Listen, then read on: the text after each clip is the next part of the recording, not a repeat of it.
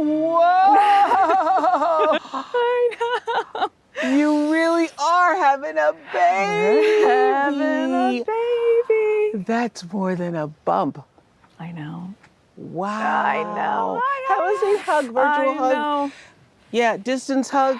So you know we can't hug because we're practicing the things. doing all the things. Yeah. We've been so strict. Everybody around here literally is double masked and has face shields. But you look lovely. Thank you. So do you. Pregnant and lovely. Thank you. Yes. So before we get into it, Yeah. I just want to make it clear to everybody that even though we're neighbors, I'm down the road, you're up the road. Yeah, this isn't my house, this isn't your house. This is my house. We were using a friend's house because they had a very nice beautiful pergola. Yeah. That there has not been an agreement. You don't know what I'm going to ask. No. And there is no subject that's off limits. Yeah. And you are not getting paid for this interview. All of that's correct. All of that is correct. So you ready? I am. I thought that was it. I thought we were done now. You just want to ask about the baby and we're good to go. Okay. But I remember sitting in the chapel, and thanks for inviting me, by the way. You're welcome. So I was there on that wedding day, and I so recall this sense of magic. I mean, I'd never experienced anything like it. And when you came through that door, it seemed like you were like floating down the aisle. Were you even inside your body at that time? I've thought about this a lot because it was like having an out-of-body experience that I was very present for. And that's the only way I can describe it, because the night before I slept through the night entirely, which in and of itself is a bit of a miracle. And then woke up and started listening to that song, Going to the Chapel, and just tried to make it fun and light and remind ourselves that this was our day. But I think we were both really aware, even in advance of that, this wasn't our day. This was the day that was planned for the world. Everybody who gets married knows that you are really marrying the family too. But you weren't just marrying a family, you were marrying a 1,200-year-old institution, you're marrying the monarchy. What did you think it was going to be like? I will say I went into it naively because I didn't grow up knowing much about the royal family. It wasn't something that was part of conversation at home. It wasn't something that we followed. My mom even said to me a couple months ago, she said, did Diana ever do an interview? Now I can say, yes, a very famous one, but my mom doesn't even know that, right? But you were certainly aware of the royals. Of course. And if you're going to marry a royal, then you would do research about what that would mean. Well, I didn't do any research about what that would mean. You didn't do any research? No. I've never looked up my husband online. I just didn't feel a need to, because everything that I needed to know, he was sharing with me, right? Or everything that we thought I needed to know, he was telling me. So you didn't have a conversation with yourself or talking to your friends or thinking about what it's like, what it would be like to marry a prince who is Harry, who you had fallen in love with, and what it would mean to be a part of that family. You didn't give it a lot of thought? No, we thought about what we thought it might be. Yeah? Which is, that's what I'm trying to get. Yeah, I mean, like, I didn't fully understand what the job was, right? What does it mean to be a working royal? What do you do? What does that mean? I knew that he and I were very aligned on all of our cause-driven work. That was part of our initial connection, and what we talked about in the beginning of our courtship. But I think there was no way to understand what the day-to-day was going to be like. Yeah. And it's so different because I didn't romanticize any element of it, but I think as Americans especially, what do you know about the royals? It's what you read in fairy tales. Right. You think is what you know about the royals, right? So it's easy to have an image of it that is so far from reality. And that's what was really tricky over those past few years, is when the perception and the reality are two very different things, and you're being judged on the perception, but you're living the reality of it. There's a complete misalignment, and there's no way to explain that to people. Well, you know, in every family, I think things get serious when you are brought in to meet the mother or the grandmother. And in everybody's family who's watching right now, you know, the grandmother is the matriarch. And known in many families as the queen. Yeah. And She was one of the first people I met. I met her. In your situation, it's the queen. The real queen. The real queen Yes. that you're meeting. And what was that like? Were you worried about making the right impression? There wasn't actually a huge formality the first time I met Her Majesty the Queen. We were going to lunch at Royal Lodge, which is where some other members of the family live, specifically Andrew and Fergie, and Eugenie and Beatrice would spend a lot of time there. And Eugenie and I had known each other before I had known Harry, so that was comfortable, and we were friends with them as a couple. And then it turned out the Queen was finishing a church service there in Windsor, and so she was going to be at the house. And I remember Harry and I are in the car, and he says, "Okay, well, my grandmother's there, so you're going to meet her." Oh, great! I loved my grandmother. I used to take care of my grandmother. This is great. He goes, "Right? Do you know how to curtsy?" I said, "What?" He said, "Do you know how to curtsy?" Now I thought genuinely that was what happens outside. Yeah. I thought that was part of the fanfare, or I didn't think that's what happens inside. And I said, "But it's your grandmother." He goes, "It's the Queen." Wow. And that was really the first moment that the penny dropped, that this wasn't, it was easy for me up until then So to then go. did you Google how to curtsy? No, we were in the car. Okay. We were in the car. We're 5 minutes How from does arriving. one curtsy? Yes. Deeply, to show respect. And I learned it very quickly. Right in front of the house. We just practiced and then walked in. And You and Harry practiced. yeah, and Fergie ran out and she said, "Are you ready? Do you know how to curtsy?" I said, "Oh my goodness, you guys." And so I practiced really quickly, and we went in and I met her, and apparently I did a very deep curtsy, and I don't remember it.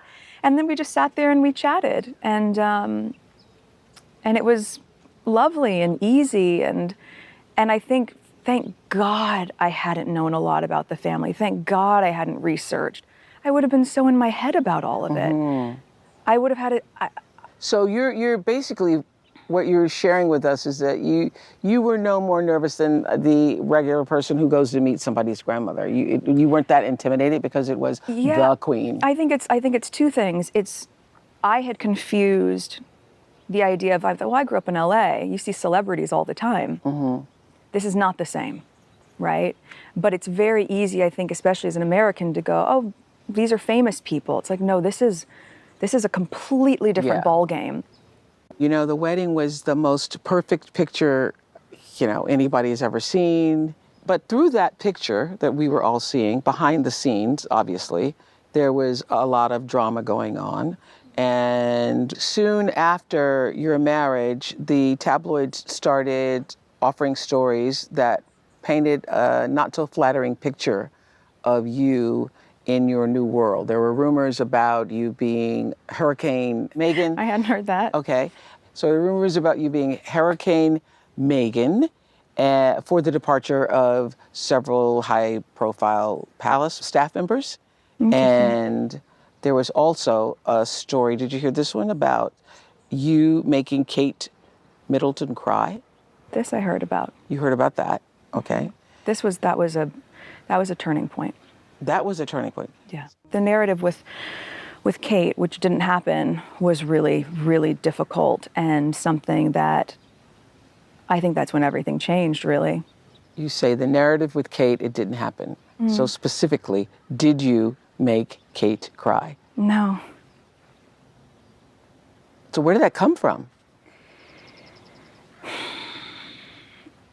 Was there a situation where she might have cried or she could have cried? No, the reverse happened.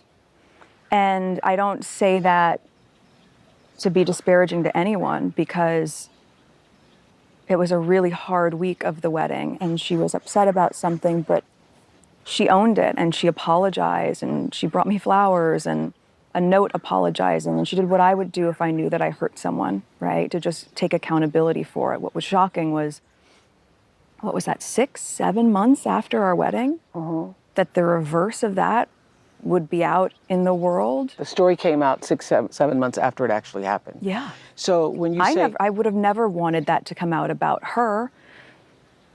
ever, even though it had happened. I protected that from ever being out in the world. So when you say the reverse happened, explain to us what you mean by that. A few days before the wedding, she was upset about something pertaining to, yes, the issue was correct, about flower girl dresses. And it made me cry. And it really hurt my feelings. And I thought, in the context of everything else that was going on in those days leading to the wedding, that it didn't make sense to not be just doing what everyone else was doing, which was trying to be supportive, knowing what was going on with my dad and whatnot. This was a really big story at the time, that you made Kate cry. Now you're saying you didn't make Kate cry, Kate made you cry. So we all want to know, what would make you cry? What were you going through? You were going through all of the anxiety that brides go through putting their wedding together, and going through all of the issues with your father. Was he coming? Was he not coming? And there was a confrontation over the dresses. It wasn't a confrontation, and I actually think I don't think it's fair to her to get into the details of that, because she apologized. Okay. And I've forgiven her, right? What was hard to get over was being blamed for something that not only I didn't do, but that happened to me, and the people who were part of our wedding going to our comms team and saying, I know this didn't happen. I don't have to tell them what actually happened, Okay. but I can at least go on the record and say, she didn't make her cry, and they were all told to say. So all the time the story's out there, you had made Kate cry.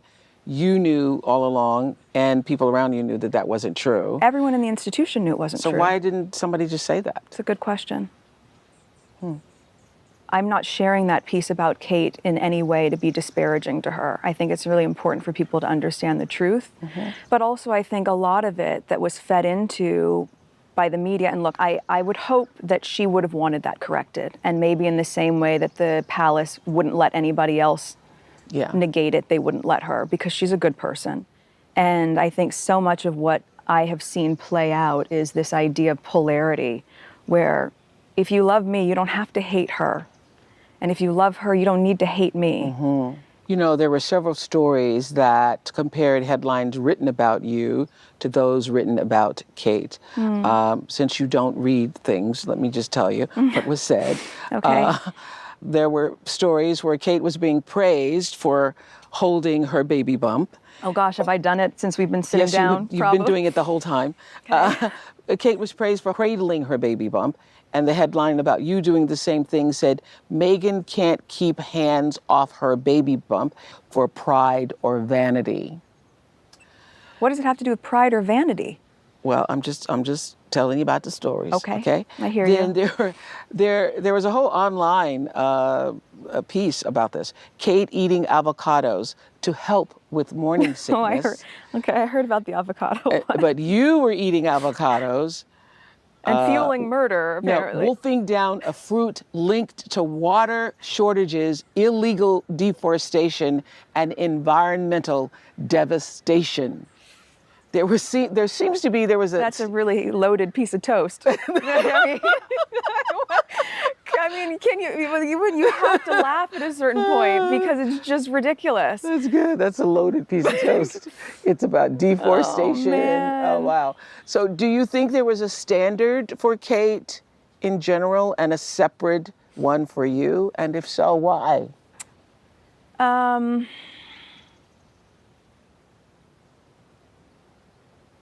I don't know why.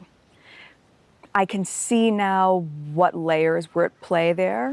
And again, they really seem to want a narrative of a hero and a villain. Yeah.